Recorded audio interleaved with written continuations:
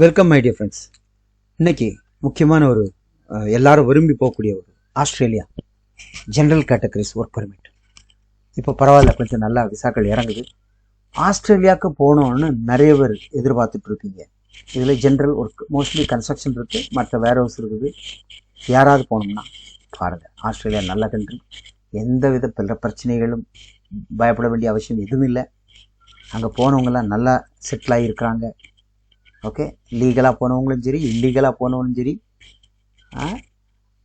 போ நல்லா ஆயிடுவாங்க. அங்கே சட்டமும் அதுக்கு தகுந்த மாதிரி இடம் கொடுக்குது. சரி அப்படியா, சரி இப்படி பண்ணுங்க, சரி ஆகிடலாம், அப்படி தான். ஸோ அதனால் எல்லோரும் அங்கே முயற்சி பண்ணுறாங்க. நம்ம வந்து லீகலாக ஒர்க் பர்மிட் அடிச்சே போகிறோம். 3 months ப்ராசஸ். பாருங்கள், ஜாப் வந்து நிறைய இருக்குது சார். அதாவது ஃபுட் பேக்கிங் ஜாபாக இருக்கட்டும், கார்டன் ஒர்க்கு, செக்யூரிட்டி, டிரைவர்னால் டாக்ஸி டிரைவர் ஓடுவாங்க. ஸோ நமக்கு இந்தியாவில் வெளிநாடுகள்லாம் ஓடிட்டு வந்த வண்டியாக இருந்தால் நம்ம இதில் போகலாம். ஓகே, அப்புறம் எலக்ட்ரிஷியன், கிரேயர் ஆப்ரேட்டர், அக்ரிகல்ச்சர் ஒர்க்கு, கன்ஸ்ட்ரக்ஷன் ஃபீல்டில் உள்ளவங்க எல்லாமே வேகன்சி அவங்க சொல்கிற பாருங்க, இல்லை 300 400 அவ்வளோ தேவை இருக்குது.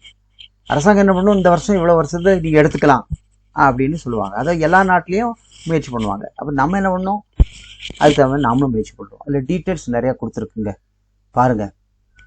ஓகே, ஸோ ஆஸ்திரேலியா போகணுன்னு நினச்சா நீங்கள் எனக்கு ப்ரொஃபைல் அனுப்புங்க, மேலே போய் நான் ஓகே பண்ணி அது எந்த கேட்டகரிக்கு ஆகும் அப்படின்னு சொல்லிட்டு. இப்போ நம்ம முக்கியமாக கன்ஸ்ட்ரக்ஷன்லாம் ஸ்கில்டு ஏதாவது ஒன்று இருக்கணும் இல்லையா? அக்ரிகல்ச்சர்லாம் பிரச்சனை இல்லை, எல்லாம் உள்ளே இறங்கினா எது வேணாலும் செய்யலாம். ஓகே, மற்றபடி எலக்ட்ரிஷியனா இதில் அப்ளை பண்ணால் எலக்ட்ரிஷியனாகவே போவாங்க. கிரெயின் ஆப்ரேட்டர் அதில் போவாங்க. கிரெயின் ஆப்ரேட்டர்லாம் எதுக்கு தேவைப்படுது, கன்ஸ்ட்ரக்ஷனுக்குள்ளே தான் வரும். ஓகே, டிரைவரும் கன்ஸ்ட்ரக்ஷன் உள்ள வரும், இல்லை மற்ற ஃபார்மில் கூட பிக்கப் அண்ட் டெலிவரிக்கு வரும். செக்யூரிட்டி ஆஃபீஸர் நார்மலி எல்லாத்துக்கும் மேட்ச் ஆகும். கார்டன் ஒர்க்கர் வந்து ஃபார்ம் தான். இதில் பாருங்கள். ஓகே, ஆஸ்திரேலியன் ஹவர்லி சேலரி, அதாவது ஒரு மணிக்கு இவ்வளோ சேலரி இருக்குது. ஓகே, இதை சொன்னால் நமக்கு எத்தனை மணி நேரம், 8 hours டியூட்டி. அப்போது 25 ஒர்க்கிங் டே கணக்கு பார்த்து அதுக்கு இந்த இதை பெருக்கி பார்த்தா அது காசு வரும். ஓகே, ஸோ ஒரு மினிமம் இவ்வளோ அமௌண்ட்டுக்கு பிறகு தான் டேக்ஸ், அதுக்குள்ளே வராது. சரியா? நம்ம ஊரில் இன்கம் டேக்ஸ் எப்படி இருக்குது, 20 lakhs இருந்தால் அதுக்கு மேலே தான் டேக்ஸ் அப்ளிகபிள் ஆகும். அந்த மாதிரி இங்கே இருக்குது. அப்போ நம்ம அந்த ரேஞ்சுக்கு போகலை.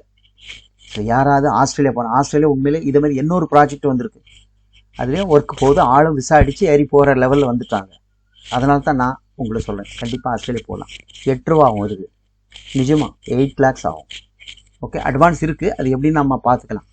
சிலவங்க அட்வான்ஸ் இல்லாமல் பாஸ்போர்ட் மட்டும் தந்தாலும் பண்ணுறதுக்கு ஒரு வாய்ப்பு இருக்குது. நான் அப்படி தான் கேட்டிருக்கேன். இப்போ ஆஸ்திரேலியா இந்த அமௌண்ட்டு 8 lakhs சவுத் இந்தியாவை பொறுத்த வரைக்கும் இது அதிகம். இங்கே வடக்க 12-13 போகுது. ஓகே, ஆமாம். ஸோ அவங்க அட்வான்ஸ் இல்லாமல் பண்ணுறாங்க. அட்வான்ஸ் கொடுத்து பண்ணால் அதுக்கு எப்படின்னு நம்ம பார்த்து சொல்கிறோம். முதல்ல ஆஸ்திரேலியா போகிறவங்க நீங்கள் எனக்கு ப்ரொஃபைல் அனுப்புங்க. ஓகேவா? Okay, thank you. அடுத்த வீடியோவில் சந்திப்போம்.